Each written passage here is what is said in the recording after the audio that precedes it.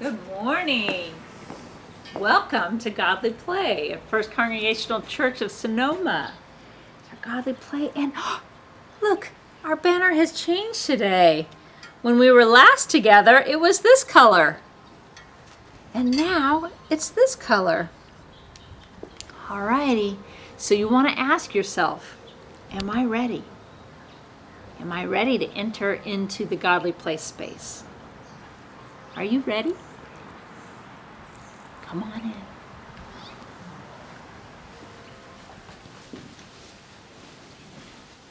Let's look at our calendar first. We started the season of Lent, the purple season, here, and we had 2 Sundays in Lent gathered in our space here at the church. And it's been 4 Sundays since we've been together in the same room. Let's move our calendar forward because this is such a special Sunday. And we don't want to miss doing this. Here we are. What is this Sunday? What is the color? What is the special symbol? There's only 2 like it on this calendar that are that special. And both of them have times of preparation. Advent and Lent. And remember, preparing for the mystery of Easter is such a big mystery that it takes this many Sundays to prepare.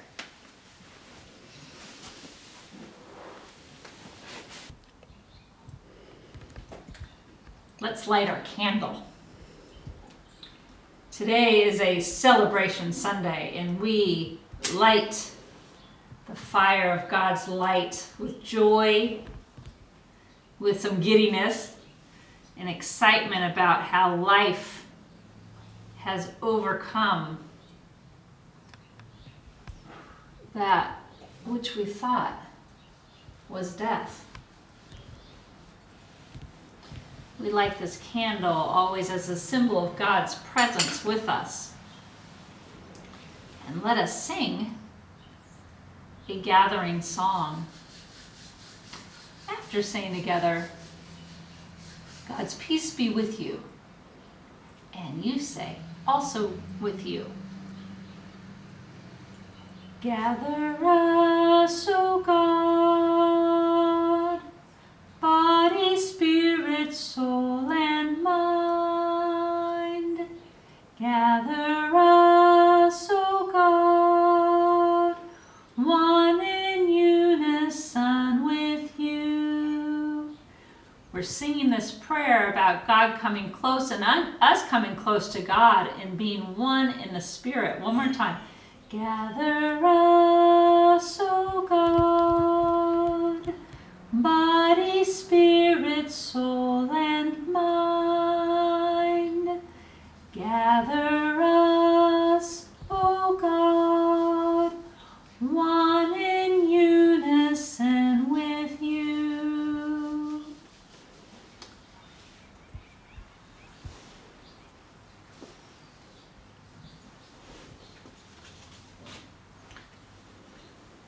Alrighty. We are ready for our story now. Watch very closely to see where I go get our story so you will always know where to find it.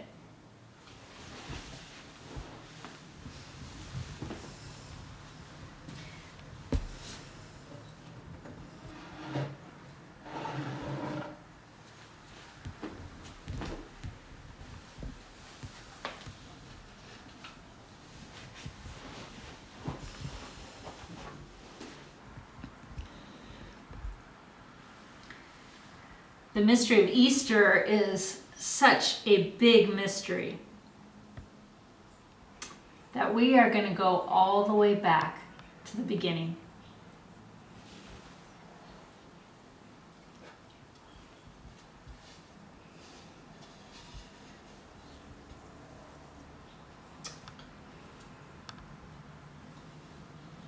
Listen carefully.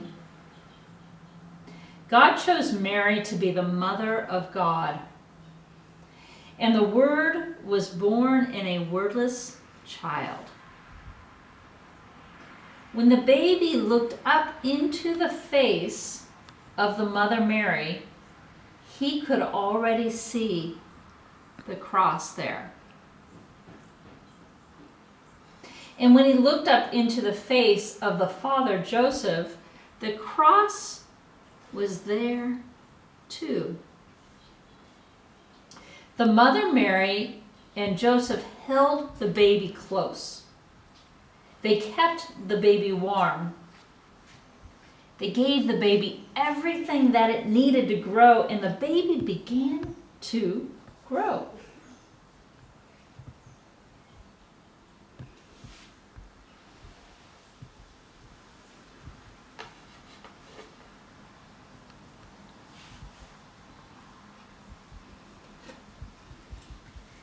The baby grew and began to become a boy.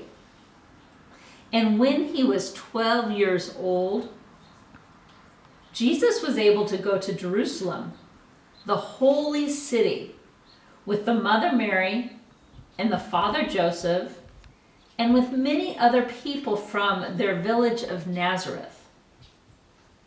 They went to keep one of the high holy days, the festival of the Passover.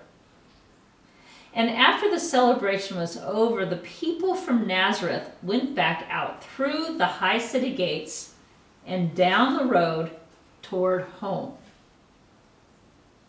Now, after some time, Mary and Joseph discovered that Jesus was not there with the group. They thought he'd been playing with friends as they walked along the road together. Well, they hurried back to Jerusalem to look for him. They searched everywhere, in the dark and narrow streets, in the place where they had bought their food, and in the place where they had spent the night. They even looked in the temple. And there he was. He was with the priests and the rabbis. And when he spoke, they listened because he knew so much. And when they spoke, Jesus listened because he wanted to learn so much more. And then Mary and Joseph asked Jesus the question that all parents ask in these moments, and no children can ever answer. Why did you do this? Why did you leave us? And Jesus said something very strange. He said, "Didn't you know that I would be in my Father's house?" Wait a minute. Their house was all the way back in Nazareth, where Joseph's carpenter shop was. Mary and Joseph did not understand. But they did not forget what Jesus had said.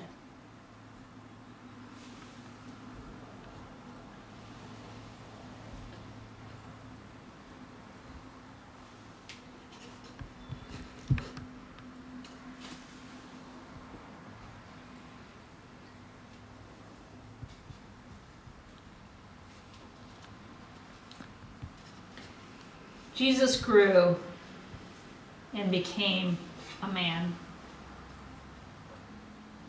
When he was about 30 years old, he went down to a river called Jordan, where his cousin, John, was baptizing people. You can just see the back of John's head here. Oh, John was a wild man. Jesus waded into the river until he was face to face with John, and he said, "Baptize me." And then John looked at Jesus as if for the very first time. Suddenly, he knew who he was. He said, "Oh, you are the Messiah, You are the one we've been waiting for. It is you who must baptize me." "No," Jesus said. "It is written that you would come before me and prepare the way. Baptize me." So Jesus went down, down, down into the darkness and chaos of the water. And when John raised him back up into the light, by people there that day who said they saw a dove come down from the heaven and come close to Jesus. And other people there said they heard a voice from heaven say, "This is my beloved Son, in whom I am well pleased." After he was baptized, Jesus continued on across the Jordan River and went into the desert to find out more about who he really was and what his work was meant to be. He stayed there for 40 days and 40 nights.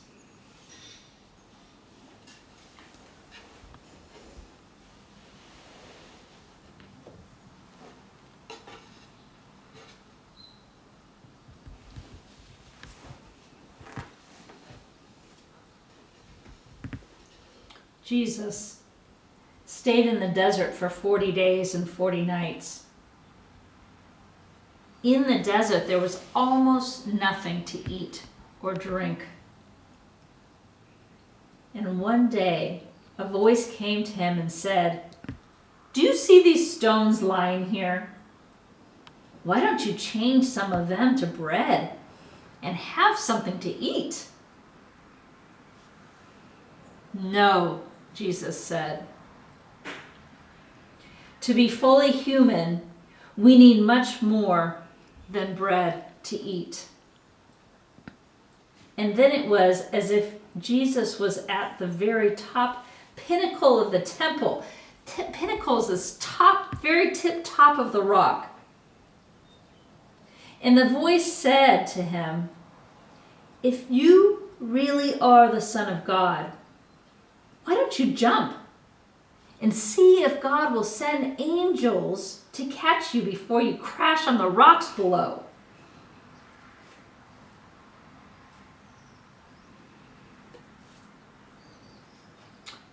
"No," Jesus said. "We do not need to test God." And then it was as if Jesus could see all the kingdoms of the world. And the voice said, "If you will just follow me, I will make you king over all these kingdoms." "No," Jesus said. "I am to be a king, but not that kind of king." And the voice left him and went back across the Jordan and into the villages. The voice left him, and angels came and took care of him. And after 40 days, Jesus went back across the Jordan and into the villages and began to do his work.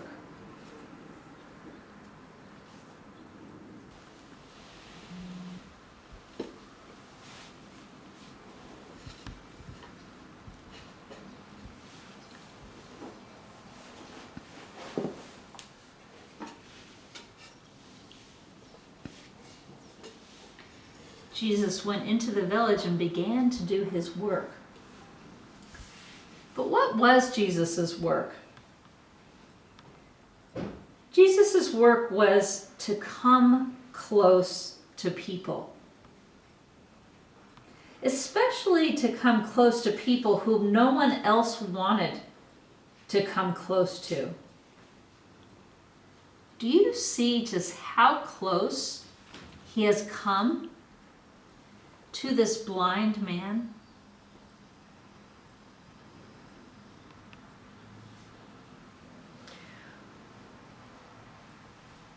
He is touching the blind man's eyes. See, when Jesus came close to people, they changed. They could see things they could never see before. They could do things they had never done before. They became well. And Jesus' work was also to teach the people. He often taught them in parables, and then one day he knew it was time to become a parable. And he turned toward Jerusalem for the last time.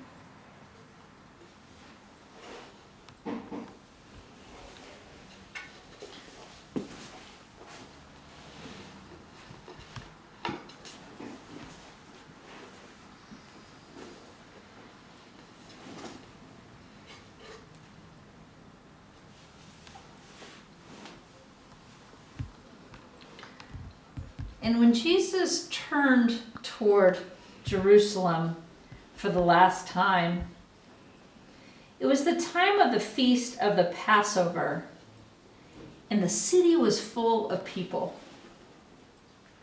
from many different lands. They thought Jesus was coming to be their king, but they weren't paying attention. When Jesus came through the great high gates of the city on that Sunday, he was not riding on a great white horse. He wasn't even being carried by soldiers. He was riding on a donkey. And it wasn't even his. He had borrowed it. But people tore branches from the palm trees anyway and waved them and shouted, which was the sign of a king entering. On Monday and Tuesday and Wednesday, Jesus taught in the temple. And in the evenings, he and the 12 went to the Mount of Olives to rest.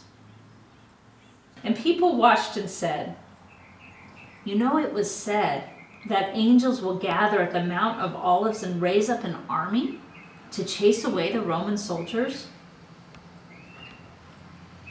One day when Jesus was teaching in the temple, he said to the people, "Look, do you see this old woman coming in? She has something for the treasury box. But listen, can you hear it? You cannot hear what she has dropped in. It was only a tiny little coin. And it was all she had." And then he said, "Look, here is a man coming with lots of wealth. He even has help carrying in all of the coins he is going to give to the treasury. Listen to the loud crash as they go in." And then Jesus asked, "Who do you think gave the most? The wealthy man who had much, much money, or the old woman who gave the one coin that she had?"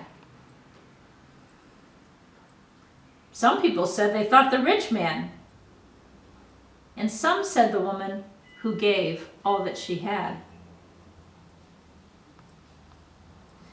The temple guard said, "On Thursday morning we will take him." But on Thursday, nobody could find Jesus. He wasn't in dark and narrow streets, or the marketplace, or even the temple. But on Thursday evening, Jesus and the 12 crept through the dark streets to a house where there was an upper room. And they climbed the steps to that room to have their last supper together.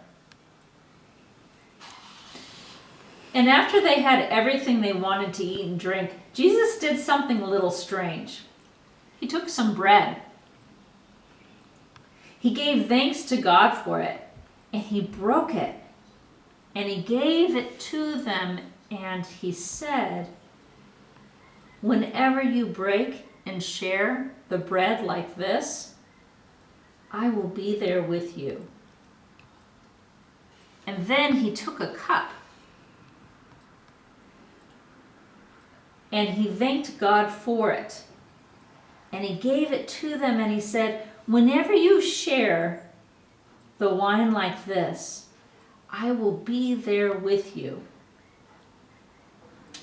Oh, they must have wondered, what does he mean? He is here. He is always saying things like that. How could they know? They never forgot. Later, they would understand. Judas, one of the disciples, got up suddenly and left. And then the rest of them sang a hymn, which was their custom, and they went out to the Mount of Olives.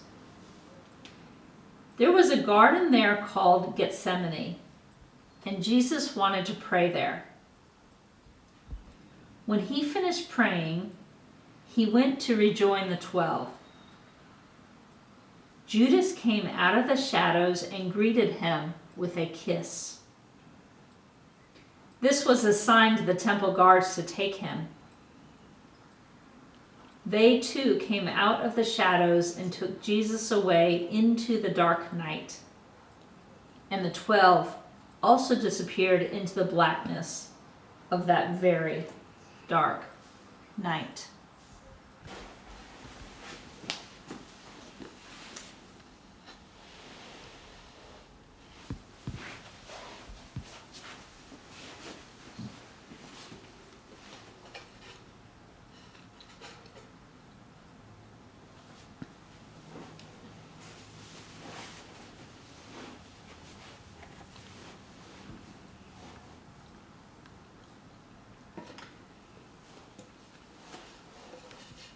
That night was a confusing one. The next day, Friday, in the morning, Jesus was taken outside of the walls of the gates of the great city of Jerusalem, and he was crucified on a cross. That means he was killed. That afternoon, Jesus died. The sky turned very dark. You can just barely see the crown of thorns on his head. His friends came and took his body down from the cross, and they laid him in a new cave. And they rolled a great huge stone over the opening to shut it like a door. The next day, Saturday, must have been the quietest day the world has ever known. You could almost hear the earth breathing. And then, on Sunday morning, it was the women who had the courage to go to the tomb. Jesus had died on a cross, and it was sad, but they wanted to be close. They wanted to be close still and to remember. When they got to the tomb, they found that the stone had been rolled back and the tomb was empty. And yet, somehow, Jesus was with them. As he is with us today. Especially in the holy bread. and the Holy Cup. When we see this, we know that this is also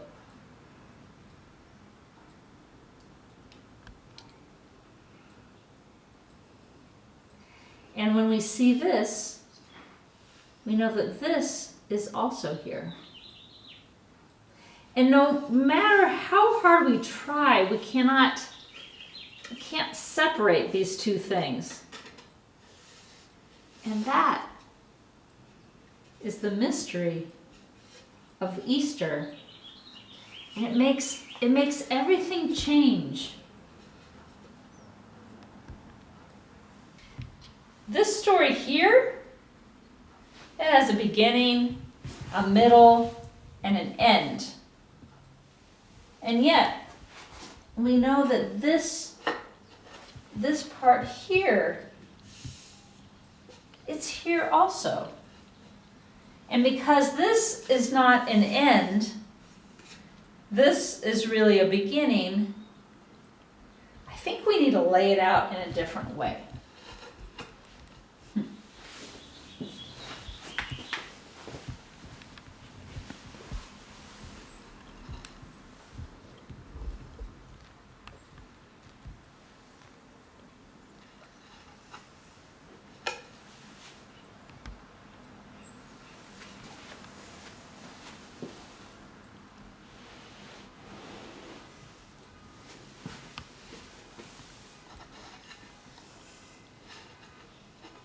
Where do we begin?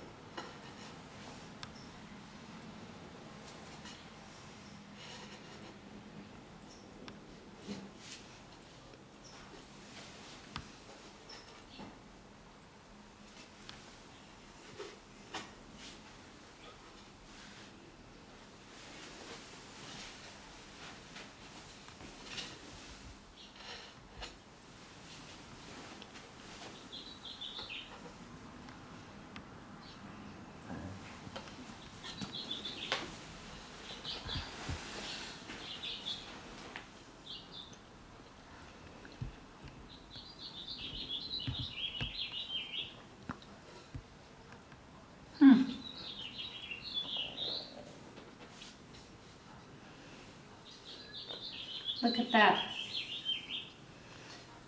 Now the story can go on and on forever. Amen. Now I wonder, what part of this story do you like best?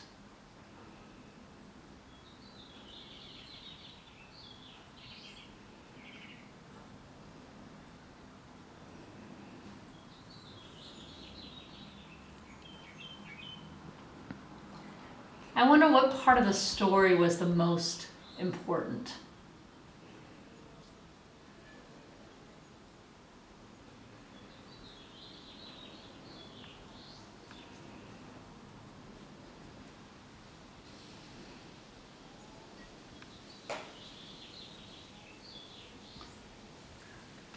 I wonder where you might be in this story. What part of this story is about you?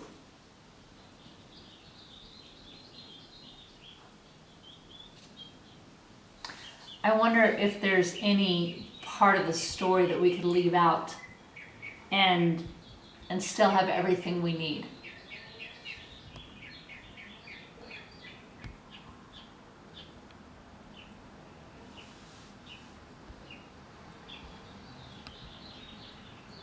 I wonder,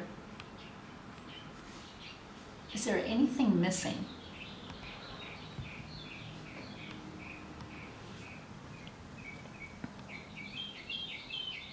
I wonder what you are going to do to reflect on this story. Happy Easter. the story doesn't have an end.